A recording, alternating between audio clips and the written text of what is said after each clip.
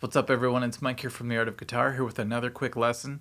I just wanted to show you the 7 different levels of playing the Smoke on the Water riff.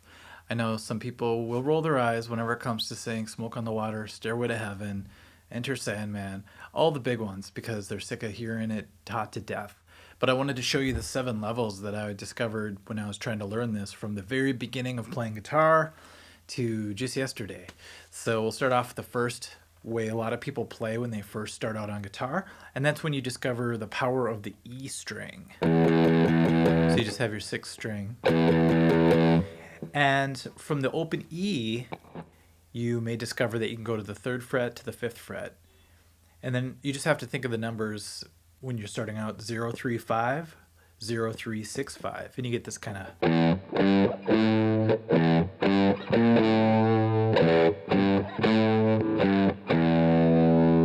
a great way to teach somebody how to just make some sound on a guitar and play a familiar sounding type of song. And what's really weird is I can kind of tell how quickly a student is going to figure things out by the way they are able to pick up the Smoke on the Water riff. So even though it's very generic for a guitar teacher to teach Smoke on the Water for the first lesson, it's sort of my way to gauge how quickly a student can pick things up, their aptitude. So that's the first level. The second level would be you start to learn power chords, and then you do it this way.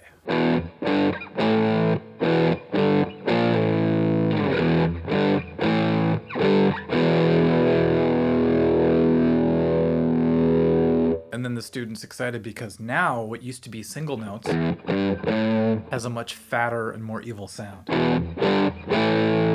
That was a huge discovery for me when I was first starting out. Of course, after that, power chords were in a ton of songs, so I was able to play a lot of things, so that was fun. That's level 2. Level 3 is going to be, you play it for a while, then you try to play it along to the actual song, and you realize that it's in a different key.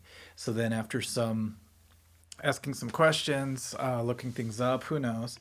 When I was younger, we couldn't look things up online, so I had to scour magazines and ask people. Remember, I'm 97. So what we have the power chords moved up now. So now we start on the 3rd fret. So now we're going to go 3, 6, 8 fret-wise, because sometimes people don't know their notes on the string quite yet. 3, 6, 8, 3, 6, 9, 8.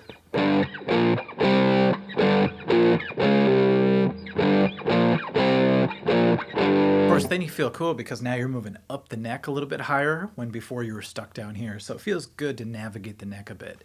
You're still not ready to switch sets of strings yet, but you're just having fun moving around. So it's kind of nice to be way up here now. So that's the 3rd level.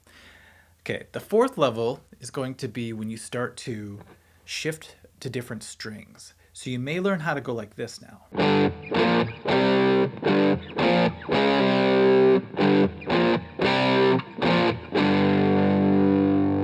So the 4th level is simply taking what you just did on the one set of strings and moving it to 2 different sets of strings.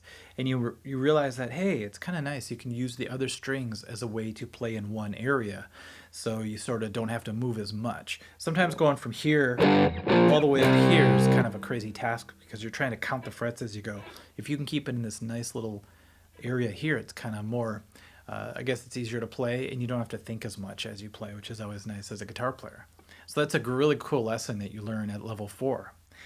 Level 5 is when you start to hear about people talking, oh, they don't do power chords in that song. What they do is they bar their finger across.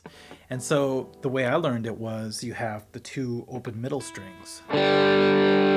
So that's the D and the G note, which are also in the power chord. But it does give it a whole different sound, doesn't it? Then from there, you can use one finger, but now you have to know how to bar. So that's why I sometimes wait a little while to teach this version of it. So we have,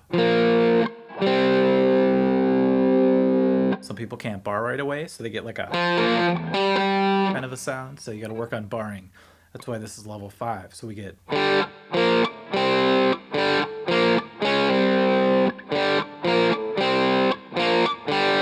Some people even go as far as to try to use their ring finger to bar.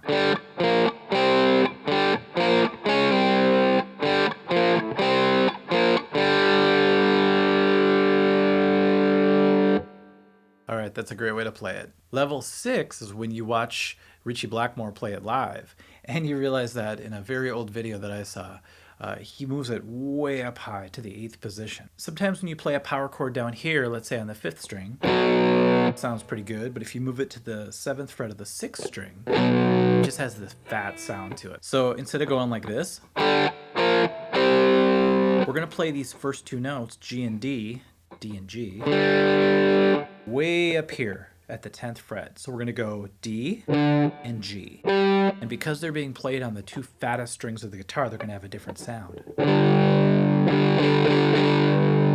Kind of muddier sounding, but really gritty and cool. And then you go.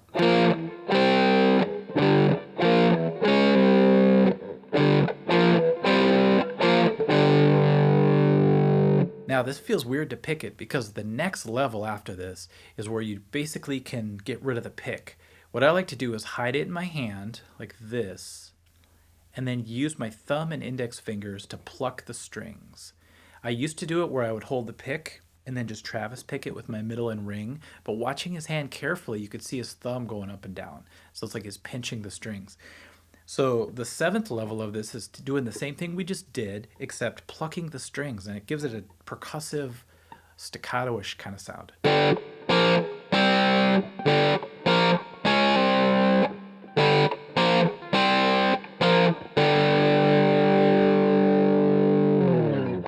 And there's a bonus level too.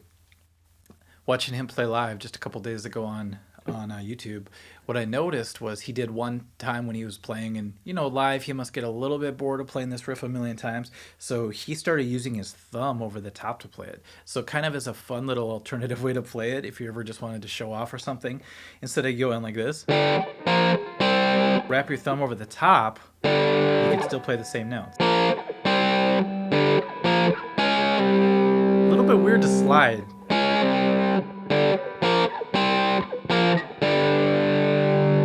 I've seen people do all sorts of things where they reach over here and play some stuff, but I did see him do this in a video, so that's why I'm teaching that as a bonus level. I also saw him play with a frisbee or something too. He was wild live. But anyways, you get the idea of how far you could take a riff and go in depth with it. So what started out as became this.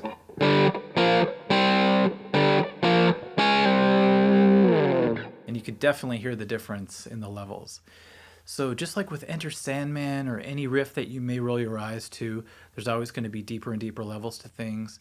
And it seems like the more you're able to find those little gems, the more you appreciate what these artists have done and why these are classic, timeless riffs. Thanks for watching, and I will catch you guys soon.